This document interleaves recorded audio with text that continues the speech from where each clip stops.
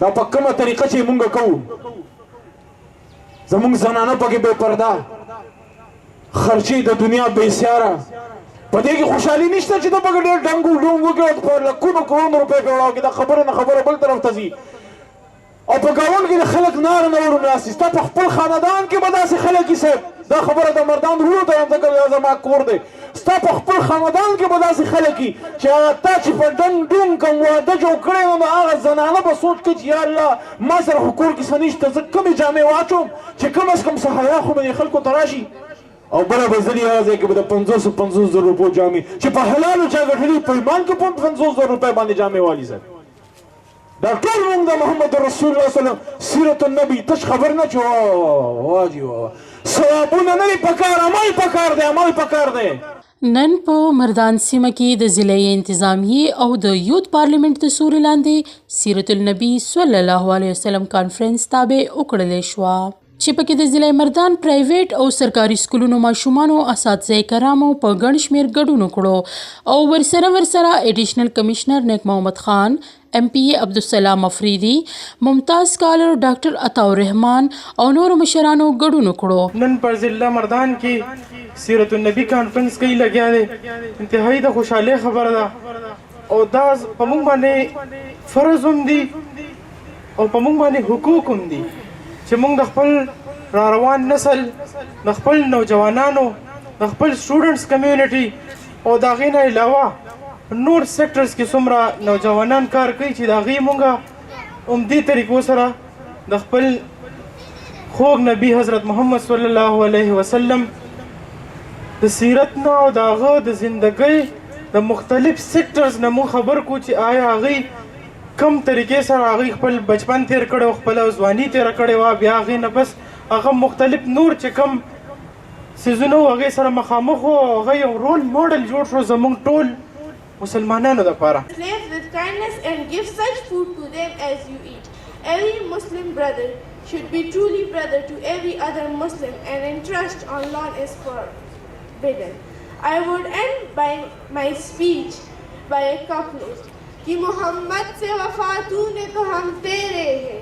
कि मोहम्मद से वफा तूने तो हम तेरे हैं ये जहाँ चीज़ क्या लोह कलम तेरे अला हबीबिका खैरुल खल्क़ि कुल्लिहिम मौलाया सल्ली व सल्लिम दाइमन अबदन अला हबीबिका खैरुल खल्क़ि कुल्लिहिम أبدا على حبيبك خير الخلق كلهم مولاي صل وسلم دائما ابدا په سیرت النبی صلی الله علیه وسلم کانفرنس کې ماشومانو نبی علیه السلام ته پیرزونې پیش کړې د حضور پاک صلی الله علیه وسلم په شخصیت باندې رڼا واچوله نعت شریف یې پیش کړل چې په ښه نعت پیش کولو باندې ورته تقریب مشر میلمه وزیر مملکت علي محمد خان په لاسو انعامات ورکړلی شو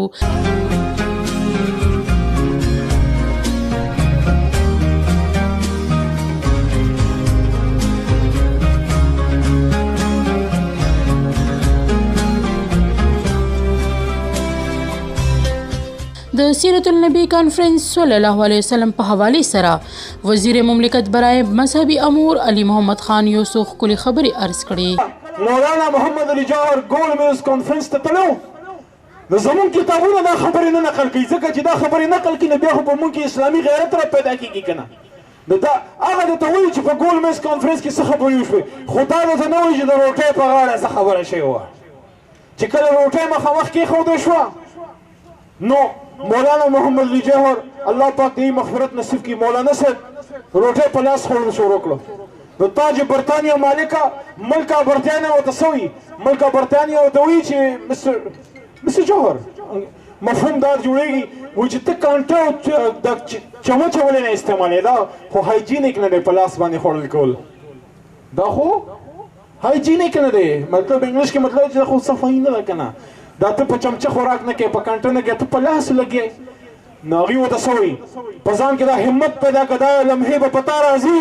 دا سوالونه به پتا کېږي که ستا په مخ ګیره مبارکه ده یا تا کې نور هم همت یا ته پټکې تړلی شي نو په تا به دا معاشره سوال کوي صاحب دلته لږ او بار ډېر نو بیا به هغې ته ځان هله تیاری چې تا سیرت سټډي کړي چې تا سیرت النبي صلی الله علیه و آله وسلم ویلي نو دنیا د طاغوت د سختو سختو سوالونو ته به لکه د ازمري ولاړې نو هغې ورته وخندل پریشانه نه شو ویې خندل وی کم جواب درکم هغه درکم چې کوم زما زړه وي او هغه درکم چې په کوم ته پوهېږې وی خو وایي به ورته دا ووایم چې کوم زما زړه وي او بیا به ورته هغه ووایم چې په کومه ته پوهېږې وی زه ځکه په لاس خورم چې زما حبیب په لاس خوراک کړی دا زموږ دپاره سنت رسول دی صلی الله علیه وسلم خو ته په دې نه پوهېږې نو تا ته دا وایم هایجینیک ستا د کاشوغ نه زما دا لاس دی زه چې خوراک کوم او ولې وینځم چې ویې خورم بیا وینځم دا څلور یا پنځه کوته صرف زما خولې ته ځي او ستا د کاشوغه د هر چا خولې ته ځي نو اوس ته ووایه چې کوم هایجینیک دی